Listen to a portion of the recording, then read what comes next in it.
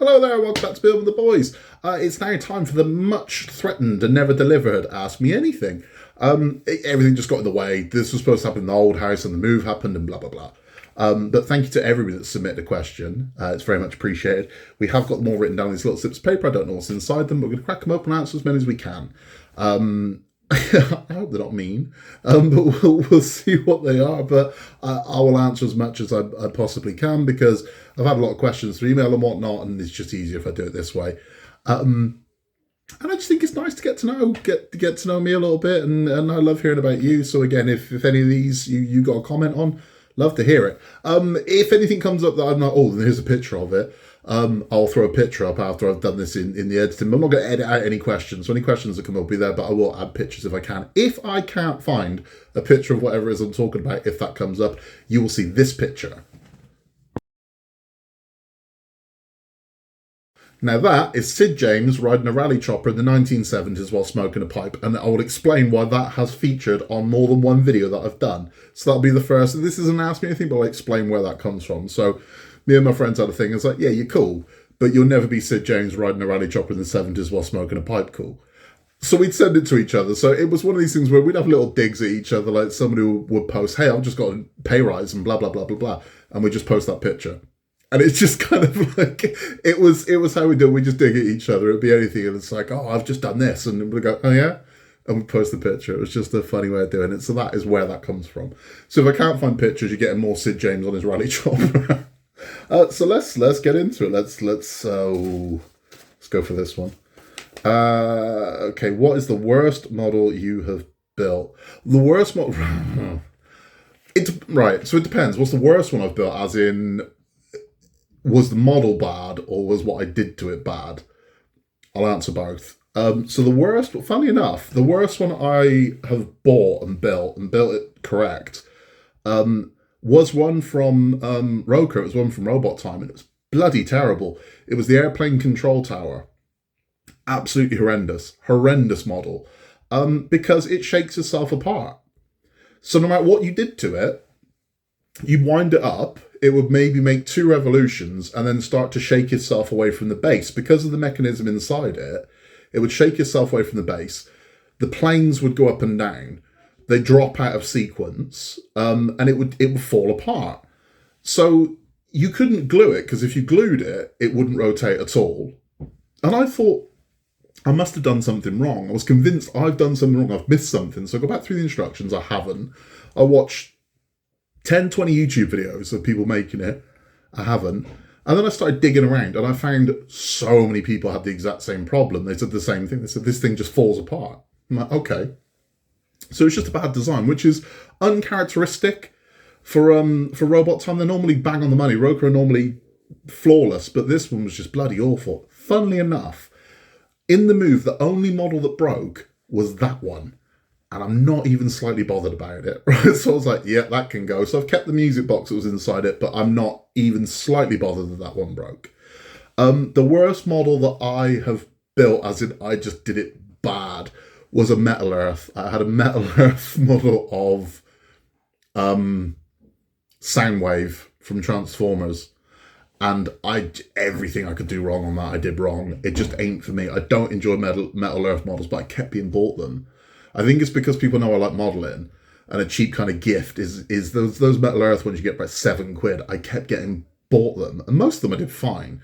But the Soundwave, man, I absolutely buggered that up. I couldn't have done it any worse. It was an embarrassment, and I kept it on my sign in front of you. If you've ever seen the Building of the Boys sign on the desk, I kept it on top of there as a reminder, right? So it was some sort of weird punishment of, remember when you did this? To take my time and sort of read the instructions and things like that, and that's what it was on there for. But yeah, so Soundwave, Metal Earth was the worst I ever did on a model, but the worst model I ever had was the airplane control tower. It was absolutely bloody terrible.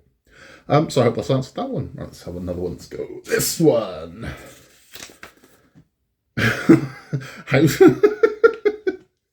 How do you afford all these things? Right, so it's not like I have like a Playboy lifestyle or anything. I do all right, but it's not like I'm rolling in cash. I'm not Scrooge McDuck over here. How do I afford all these things? because I budget basically.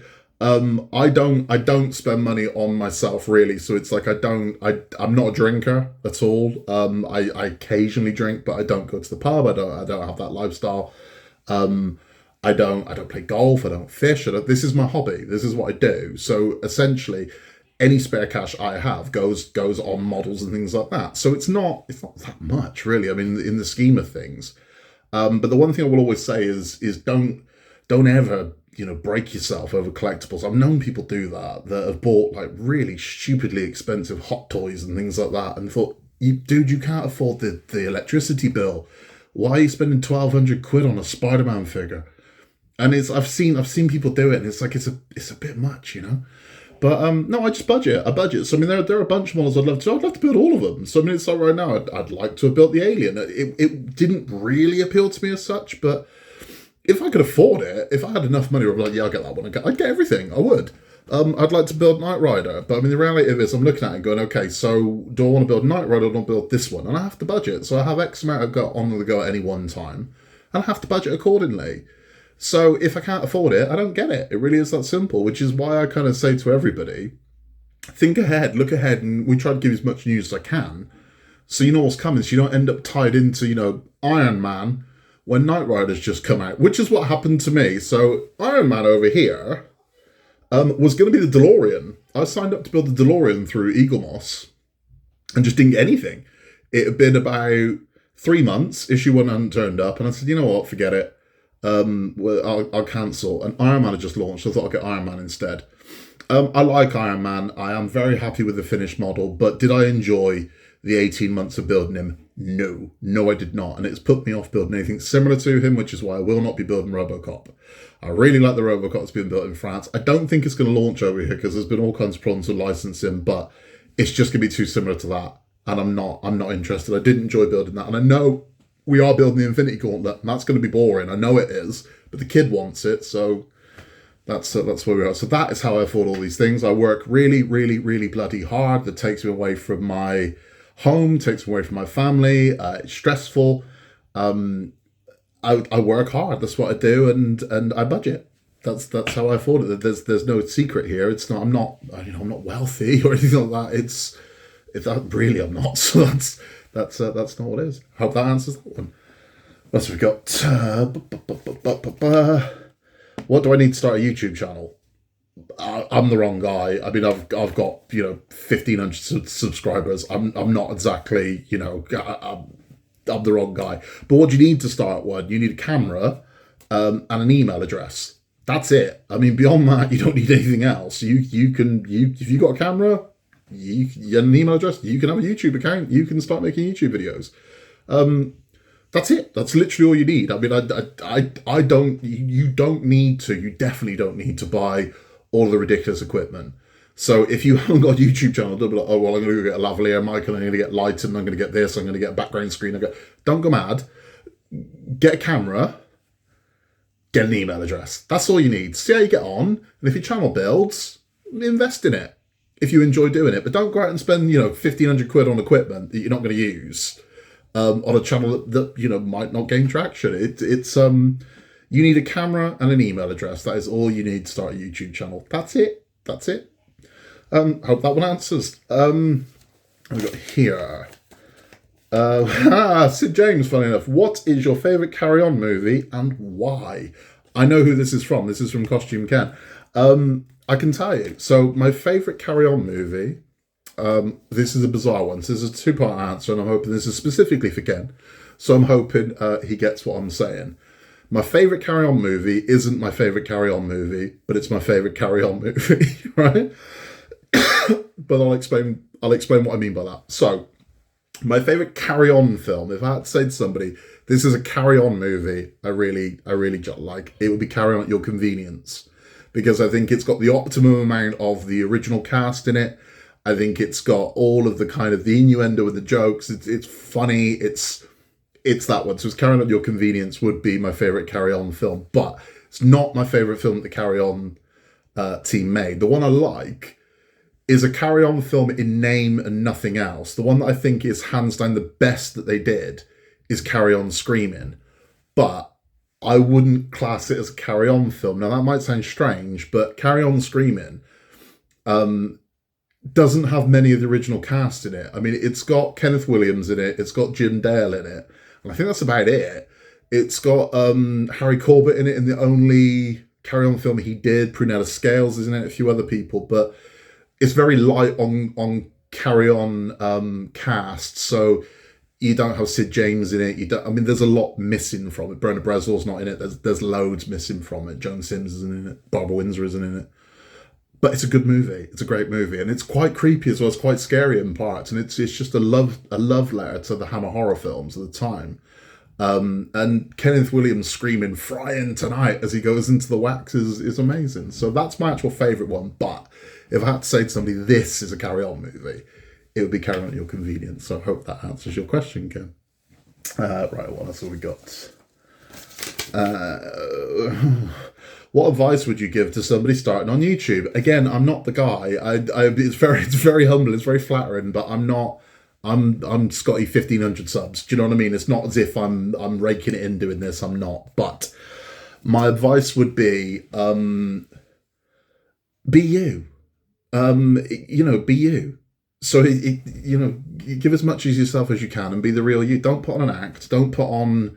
Don't try and be cool. Don't try and be funny if you're not. Don't be sarcastic. Don't. I mean, my thing is, the reason why I started doing mine is not because I wanted to do YouTube. It isn't. The reason why I started my channel is because Jack wanted to be on YouTube. So they're a generation that have grown up with YouTube, and they watch kids doing things and building things. So when we started building R2D2, Jack wanted to be on YouTube, and I was dead against it. I'm like, that's not happening.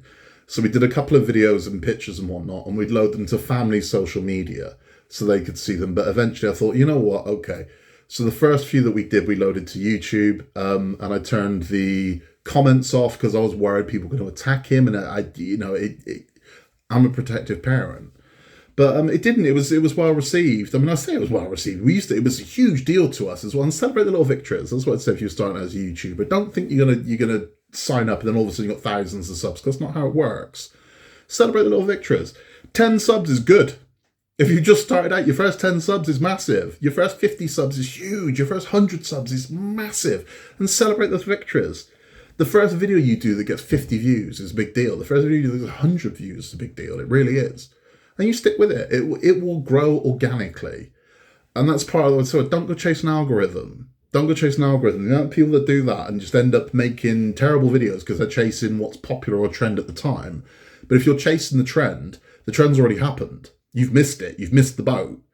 Be the trend. That's how you do it. I mean, I'm not there. I'm not getting millions of views or anything like that. I'm just not. But I think if you try to copy the competition, you just end up being the competition.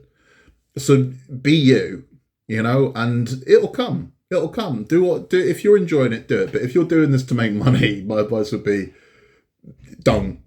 Find something else. You could put a lot more effort into something else and make a lot more money. But if you want to do this because you want to talk to people, you want to be part of the community, which is why I do it for fun. I don't do this for financial gain, believe me. Just be you and enjoy it. That's it. That's the best advice I can give you. Be you, and you make the videos you like doing and put them out there in the world, and people will tell you they like it. And if they don't like it, they'll tell you that as well. And you can kind of see, you got to have a thick skin as well, because people say horrible things. They do. But I think with that, it says more about them than it says about you. If they need that in their life to vent like that, don't take anything to heart. If you're going to put yourself out like this, you've got to take the rough with the smooth, unfortunately, because it's the world we live in. But I hope that has answered that question. But again, I ain't the guy. There are people far more successful than me. Go ask them. It's because I'm not anywhere near that level. Let's see what else we got. Right. What do you do for a living? I'm not telling you because I can't. What I can tell you what I do for a living, because it is Ask Me Anything. Right. So I can't be specific. I honestly, genuinely cannot be specific with companies I've worked for or the nature of what I do, but I can explain it in a simple way. If you've ever seen The Shawshank Redemption, and Morgan Freeman's character is the guy that can get you things. I'm the guy that can get you things. That's what I do. So I've worked for different companies, and what they need, I get. Be that something tiny or be that something huge, That's what I do. Strictly in an engineering background, but that there's a lot more to it than that, put it that way. I have dealt with, you would have heard me say before, I have dealt with some major brands and major entertainment brands and celebrity and things like that, which again, you can't talk about it without sounding like a bit of a dick, which is why I don't talk about it. But I have had multiple interactions with various celebrities on brands and products we were doing. I'm not going to mention them because again, you'll just sound like a dick when you say it. I've dealt with some major brands and major entertainment corporations. I've spoken before that I dealt with DC. It was a nightmare. I didn't enjoy it. It was horrible. It kind of made me hate DC a little bit. I've dealt with Nintendo. I've dealt with Coca-Cola, Disney, Marvel through Disney, which is a different kind of, it's a subdivision. It's a different beast. Star Wars as well, so Lucasfilm. Legendary Pictures. Blumhouse, which was the horror company, Platinum Dunes, which again was a company that made horror movies as well. Lots of different ones. And theme parks as well. So I had a hand in the amusement industry for a while. And that's what I do. But I honestly cannot go into specifics because of the nature of what I do. I sign NDAs, non-disclosure agreements, and I genuinely can't discuss. The ones I've just discussed with you, the NDAs have either expired or they never asked me to sign one. Whereas everything else, I literally can't. But do I make tons and tons and tons of money? No, not really. I do okay. That's it. I'm certainly not rolling in money. I do all right, but that's what I do. So part of the reason why my schedule of videos is a bit spotty is because sometimes I'm working till very late at night. Sometimes I don't get home at all. I go away on business, things like that, and that's why I have no Monday this, Tuesday this, Wednesday. I just don't because I can't have that kind of schedule, sadly, because that's work. But I hope that's answered what I do, kind of answered what I do, but what else have we got? Jesus. Is YouTube your full-time job? No, I've just answered that one. No, YouTube's not even my part-time job. YouTube's not even my Saturday morning job. YouTube isn't a job at all. Trust me, do I make money from YouTube? Yes, I do. But really not much. Genuinely not much. No, you could not live on what I get paid from YouTube. You really couldn't. It's YouTube. No, it's not my full-time job, and I don't think I want it to be either. And the reason why is because what you get, what you're seeing now is me. This is the genuine me. This is me happy. This is me doing what I like doing. This is me talking about the things that I like, and interacting with like-minded people. At work, I'm a very different person. So if work people saw this, they'd see me as quite different to what I am. Depending on the company, I've worked with companies where it's allowed to be me, but I've worked with companies where I have to be very much corporate Scott, and I'm a very different person. I'm not a particularly nice person. That's the way it is. I mean, I'm in an industry where I do have to raise my voice. I do have to be quite stern. I do have to be quite strict. I work in an industry where people are going to try and gouge you, so you have to fight back. It's not nice. So I have all that stress of that, and I come home and I get to do this, and I get to unwind, and I get to be me. So if this became my job, I don't think I'd enjoy it. I think I'd be doing it because I have to do it. And I think when you're doing something because you have to, you stop enjoying it. You know what I mean? I'm doing this because I want to do it. I build these models because I want to build them. I build these models because I like them, not because I'm putting them on YouTube. Because if you turn the camera off, I'd still be building them. You know, that's the way it is. So no, YouTube is not my full-time job, and nor would I want it to be my full-time job. I wouldn't. Of course, being paid to build models would be lovely, but it would mean having to build models you don't want to build. It just would. And that's, no. So no, this isn't my full-time job. It really isn't. Let's have another one.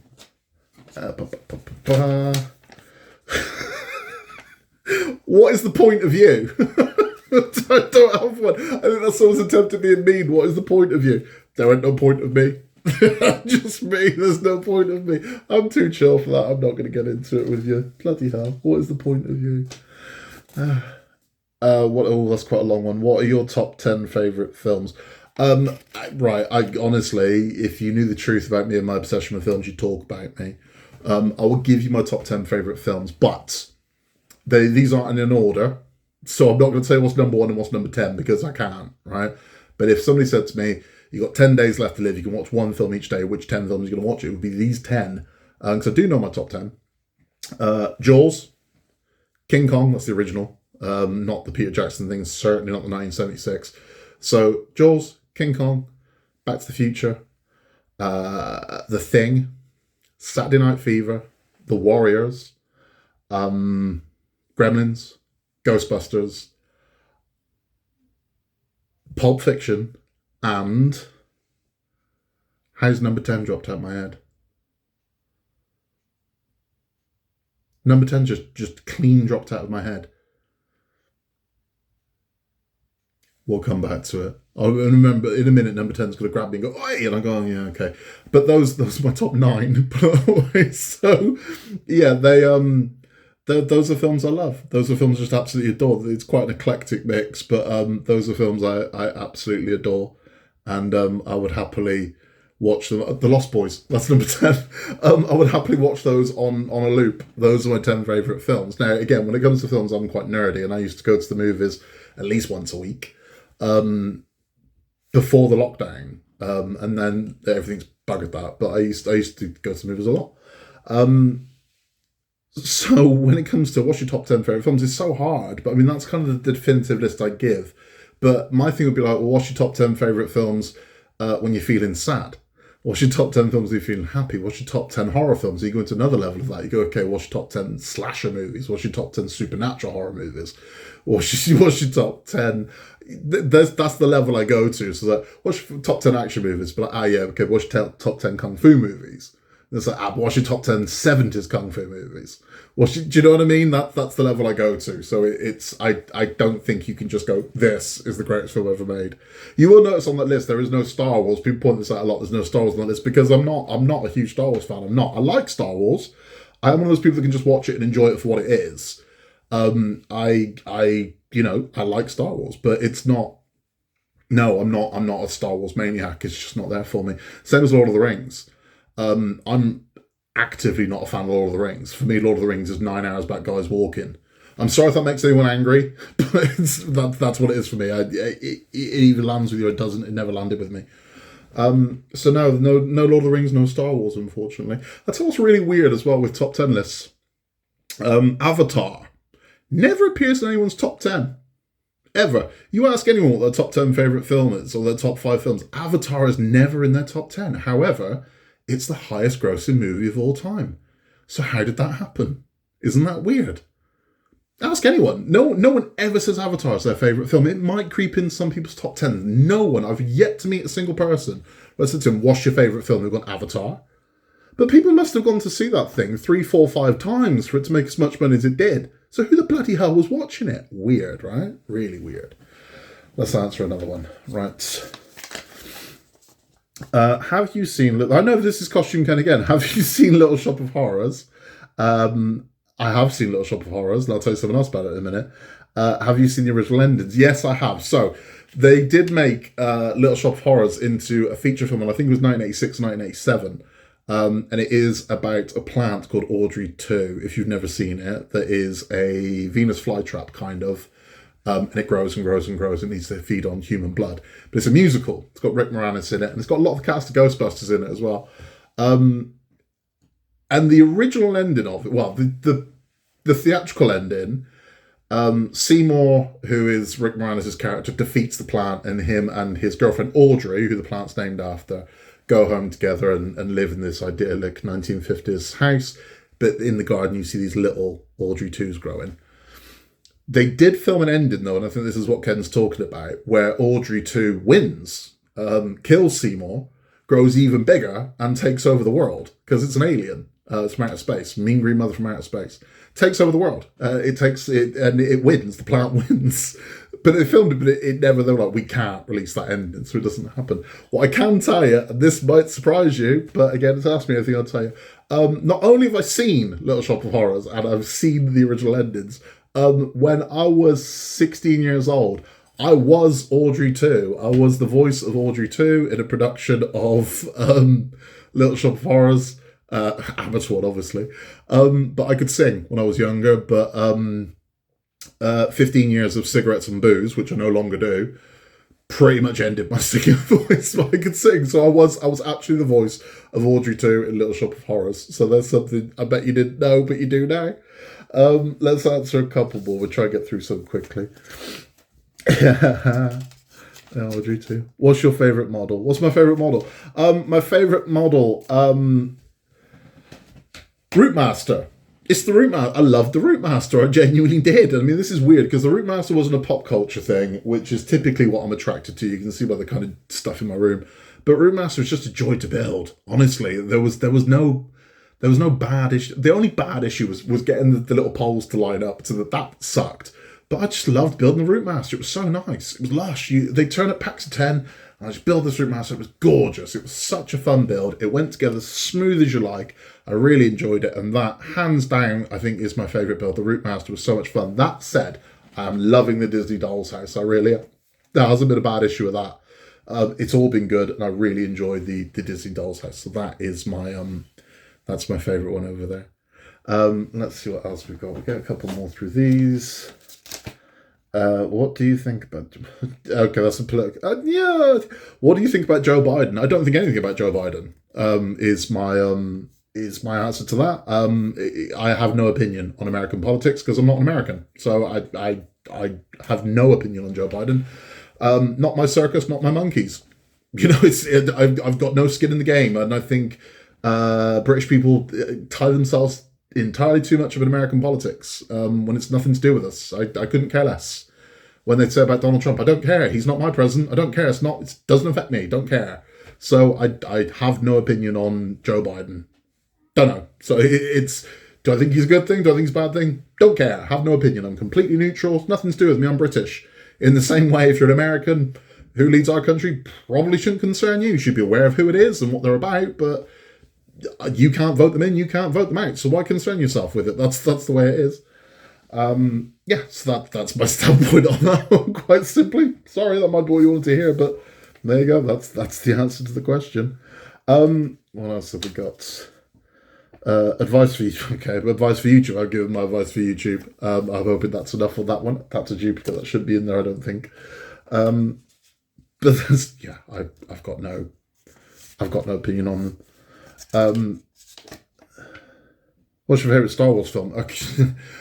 Again, I like Star Wars. I do. What's my favourite one? Do you know what? I'm gonna go controversial. Rogue One. Rogue One was my favourite Star Wars movie. I thought that was fantastic. I didn't just think it was a good Star Wars movie. That was a good movie. I really enjoyed Rogue One. I know everyone's going to say Empire Strikes Back and whatnot, and I'm not that guy. Rogue One, I really, really, really enjoyed Rogue One, and for me that was a standout. Of all the Star Wars movies I've seen them all at the cinema. That one, hands down for me, was the best. I just really enjoyed it. I really enjoyed that story. I've got a picture of the kid holding his K2 so commemorative cup. And then I realised about 5 minutes in, like, he's going to die. K2's is going to die. And the kid said, he's like, I love K2. So I'm like, he has to die. He can't live. Then I'm thinking, oh, maybe they just wipe his memory. Maybe it'd be all right. But Oscar just having his heart broken as K2 so died, and he's teared up and he was crying. And I had to explain it to him, and he still says this to this day. I said, look, mate, K2 so went down swinging like a champ, and that is more than most of us get, which is true. Okay, we'll do a couple more. When did you start modeling? When did I start modeling? Building models. When I was a kid, very young, I used to get a thing called Discovery, which was by Marshall Cavendish, and it was a weekly part work, and it was a history-based thing, and it came with cassettes. But inside there as well, you'd get little cardboard models. Then they launched another one, which was a science one, and I abandoned Discovery. They released one called Quest. And in every issue, you got like a big cardboard model. And in the first one, you got, I want to say it was HMS Victory.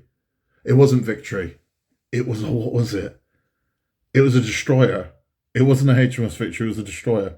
But it was a big battleship. And you get these hefty models. So you could get a Zoetrope in one of them, and they were great. You get a Formula One car. I loved it, and that's kind of how I started modelling. I'm going to find a picture of Quest. If I can't find it, you're going to get Sid James.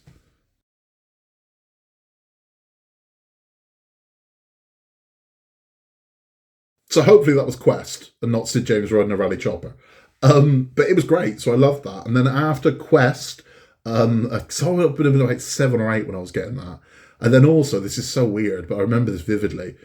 I used to get a Flintstones comic as well, because old Flintstones was the thing. I get a Flintstones comic, and inside each one of those was a bedrock you could cut out and make. And they were paper models, so you could make the car and all kinds of things. You know, I was a poor kid at the time. This is entertainment. Then I built a dinosaur. So there was a dinosaur. I can't remember. I want to say they were Amalgam or someone that did them. I can't remember. But you got the bits of the dinosaur each week, and it was bones that went together. Made a glow-in-the-dark dinosaur. You got the skin as well that went on him. But then they tried to skank it after the skin was complete. So the skin didn't take very long. The bones took forever to get each of the vertebrae. It took so bloody long. But then after the skin never really fit on right. It looked rubbish with the skin. I wish I just met the skeleton. They then tried to switch it out. We're like, oh, now you get fat cards about dinosaur. I'm like, yeah, cancel that sub. And they released one. The next one they did was a tarantula. So you get this big glow-in-the-dark tarantula. Built that one as well. And then I just moved on to all kinds of things. So I was building models for years, but I'd stopped because life just gets in the way. So, you discover cigarettes and girls, and, your money goes elsewhere. So that's what happened to me. But then I picked it back up, and I'd build things every now and then, and we got right back into it before lockdown happened. So before lockdown happened, me and the kids had started building things together. Then lockdown kicked in, and we really upped it a gear. And we build all the time now. We build all the time, and I need it. I genuinely need it. We've spoken as well about the mental health one last month. November last year. I need it. It's therapy for me. It genuinely is. To just be able to let go of all the crap I carry from the day and the week at work, and just be in the moment doing models is awesome. It really is. Especially when I build things with the kids as well. When I can sit here and we sort of laugh and we joke, and the camera doesn't pick up 90% of me and the kids together when we're just we're joking and we're laughing and we make mistakes and things like that. It's nice, and it's therapy for me, and I need it. And so I was talking to all of you, and I know full well from the messages I get back from everybody that's true for a lot of people, that they've got the same thing going on. And I think that's important to have something like that in your life. So yeah, that's quite a long-winded answer, but that's how I started modelling and how I got into it. But yeah, that's where we are. I think that's enough. I think that's plenty of Ask Me Anythings for now. I'm sorry if I didn't get round to yours. Maybe we'll do another one at some point. I mean, if you want to submit questions, we can just submit them. If we get enough, we'll do another one. I don't know, later on in the year maybe. But I hope that's answered some of your questions. If I didn't answer your question, I'm sorry. You can email it to me again, and we'll try and get you on the next one. But that's all from me. We will be back with Titanic has shipped, pun intended. The Tumblr has shipped, bizarrely.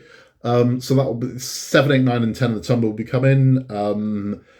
Disney Doll's House has shipped. So we've got loads coming. And I've still got, I just haven't uploaded to the channel, I've still got the Chocolate Factory to show you as well, which is a beautiful thing. Roca Chocolate Factory is really nice.